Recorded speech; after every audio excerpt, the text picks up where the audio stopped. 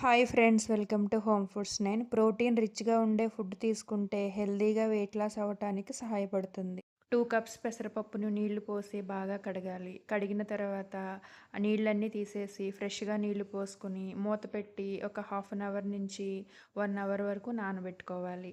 నానబెట్టుకున్న నీళ్లు మొత్తం తీసేసి పెసరపప్పుని కుక్కర్లో వేసి 5 కప్స్ వాటర్ వేసి మీడియం ఫ్లేమ్లో 3 విజిల్స్ వచ్చే వరకు ఉడికించుకోండి. కారానికి తగినన్ని పచ్చిమిర్చి, 2 మీడియం సైజ్ ఆనియన్స్, సాల్ట్ వేసి ఇలా కచ్చా పచ్చాగా మిక్సీ పట్టుకున్నాక ఒక హాఫ్ టేబుల్ స్పూన్ ఆయిలు, ఒక టేబుల్ స్పూన్ నెయ్యి వేసుకుని పచ్చిశనగపప్పు ఒక 2 స్పూన్లు వేసి వేగిన తర్వాత ఆవాలు, జీలకర్ర వేసి కరివేపాకు, ఎండుమిర్చి కూడా వేసి వేయించుకోండి. ఇవన్నీ వేగిన తర్వాత ముందుగా ప్రిపేర్ చేసుకున్న పచ్చికారం వేసుకుని మీడియం ఫ్లేమ్లో ఒక 3 మినిట్స్ మూత పెట్టుకుని పచ్చివాసన పోయే వరకు ఉడికించుకోండి. అలా వదిలేయకుండా మధ్య మధ్యలో మూత తీస్తూ ఇలా కలుపుతూ ఉండాలి. పచ్చికారం కొంచెం కలర్ చేంజ్ అవుతుంది 3 మినిట్స్ తర్వాత. వంకాయల్ని ఇలా సన్నగా పొడవుగా కట్ చేసుకుని తగినంత సాల్టు, పసుపు వేసుకుని మీడియం ఫ్లేమ్లో మూత పెట్టుకుని ఉడికించుకోవాలి. అలా మూత పెట్టి వదిలేయకుండా మధ్య మధ్యలో కలుపుతూ మూత పెట్టుకుని ఉడికించుకోవాలి.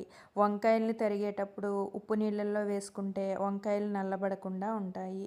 కుక్కర్ ప్రెషర్ తగ్గిన తర్వాత మూత తీసి తగినంత సాల్టు, పసుపు వేసి కలుపుకోండి. విడిగా కూడా పెసరపప్పు ఉడికిపోతుంది. కొంచెం ఫాస్ట్గా అవ్వాలి అనుకుంటే ఇలా కుక్కర్లో ఉడికించుకోండి. ముద్దపప్పు మీకు గట్టిగా అనిపిస్తే కొన్ని వేడి నీళ్లు పోసుకుని కలుపుకోండి. ఇప్పుడు మూత తీసి వంకాయలు ఉడికాయో లేదో ఒకసారి చెక్ చేసుకోండి. అంతా కలిసేలాగా బాగా కలుపుకొని వంకాయని ఇలా చేత్తో నలిపి చూస్తే మీకు ఉడికిందో లేదో తెలుస్తుంది.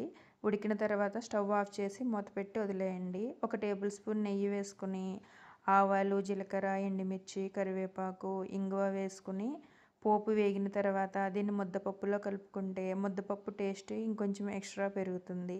మీరు ఫస్ట్ టైం నా ఛానల్ చూస్తున్నట్లయితే సబ్స్క్రైబ్ చేసుకోండి. రెసిపీ నచ్చితే లైక్ చేయండి. మీకు ఇలా పోపు పెట్టుకోవడం ఇష్టం లేకపోతే ఒట్టి ముద్దపప్పు కూడా ఈ వంకాయ కాంబినేషన్లో చాలా బాగుంటుంది.